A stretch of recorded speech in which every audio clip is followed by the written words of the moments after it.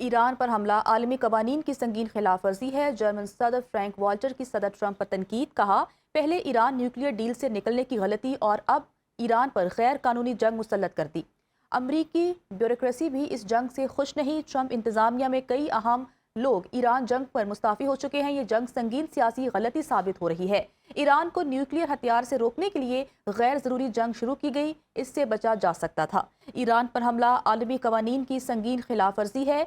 German सदर Frank Walter की सदर ट्रंप पर तनकीद। कहा, पहले ईरान न्यूक्लियर डील से निकलने की गलती की और अब ईरान पर गैर कानूनी जंग मुसल्लत कर दी। और मशरिक़ वस्ता में जंग बंदी के लिए कोशिशें तेज़ हो गईं। जंग रुकने की उम्मीद से आलमी मंडी में खाम तेल की कीमतें गिर गईं। ब्रेंट क्रूड ऑयल का एक बैरल $98, जबकि अमरीकी खाम तेल का बैरल $87.25 का हो गया है। एशियाई स्टॉक मार्केटों में कारोबार का मुस्बत आगाज हुआ। जापान समेत मुख्तलिफ ममालिक की स्टॉक मार्केटों में तेज़ी का रुझान देखने में आया। इसी हवाले से मज़ीद डिटेल्स जान लेते हैं मोहम्मद लुकमान से। जी लुकमान, बताइए।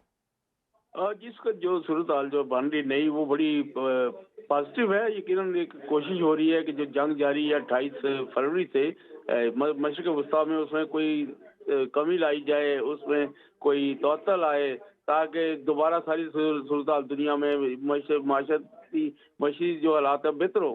तो उसके लिए बड़ी एक जो एफर्ट्स हो रही हैं, उसके साथ भी यकीनन ना सिर्फ ऑयल की मार्केट पर आए हैं बल्कि स्टॉक मार्केटों पर भी आ रहे हैं। आलमी मंडी में खाम तेल की कीमतों में कमी होना शुरू हो गई है। ब्रेंट के ऑयल की जो कीमत है उसमें 6.2% कमी आई है और फी बैरल कीमत $98 पे आ गई। यही जो ऑयल था $119 तक भी गया है।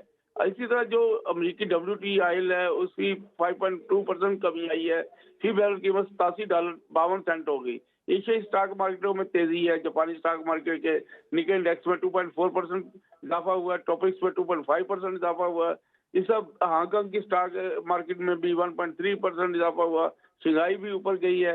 लेकिन सोने की कीमत जो अलबत्ता वो ऊपर गई है। आज 2.7% उसमें इजाफा हुआ और फी औंस कीमत जो $4,598 तक होगी।